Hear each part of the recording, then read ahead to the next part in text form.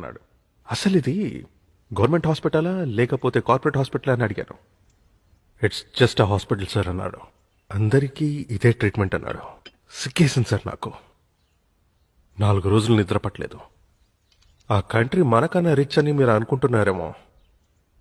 Health minister గారు, దాని GDP మన కంట్రీ జీడిపి కన్నా చాలా తక్కువ. అక్కడ ఉన్నది మనకి లేనిది ఏంటంటే నిబద్ధత. ఆ క్షణంలో నేను ఒక రెవల్యూషనరీ డిసిషన్ తీసుకున్నాను. మన స్టేట్లో ఉన్న ప్రజలందరికీ కార్పొరేట్ అని గవర్నమెంట్ అని తేడా లేకుండా ఒకే రకమైన నాణ్యమైన ఉచిత వైద్యం, ఇది నా సంకల్పం.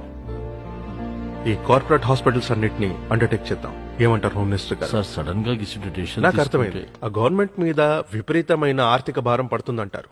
అంతే కదా, ఓ పని చేద్దాం. మనం ఇచ్చే సంక్షేమ పథకాలన్నీ ఉన్నాయి కదా సిఎస్ గారు, అవన్నీ